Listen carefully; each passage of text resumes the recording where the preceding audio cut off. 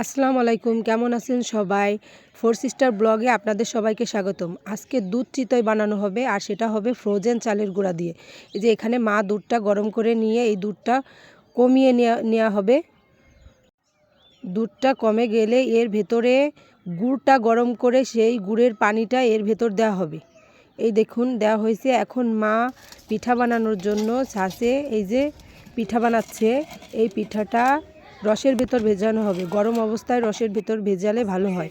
আর পাশে ওই যে দেখতে পারতেছেন ওই ছাঁচের মুখটাই হচ্ছে মা মাটি দিয়ে রাখছে। ওইখান থেকে ছিদ্র হয়ে গেছে পিঠা বানাইতে, যে এখন মা ওইখানে মাটি দিয়ে রাখছে যাতে করে চালের গোলাটা না পড়ে যায়।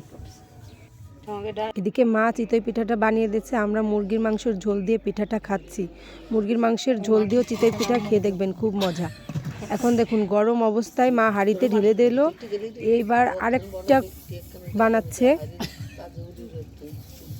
এইভাবে করে আস্তে আস্তে দিতে হবে যাতে করে পিঠাটা ছড়িয়ে না যায়। পিঠাটা দেওয়ার পরে মা এটাকে ঢেকে দেবে।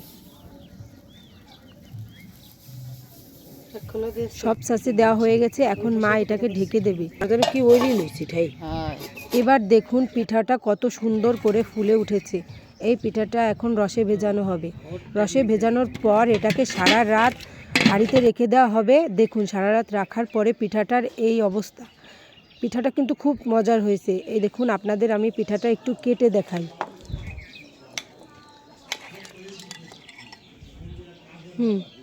পিঠাটা কিন্তু খুব মজার। এরকম বানিয়ে খেয়ে দেখবেন, ভালো লাগবে। আশা করি আমার ভিডিওটা ভালো লেগে থাকলে একটি লাইক, কমেন্ট, শেয়ার করে দেবেন। আল্লাহ হাফেজ।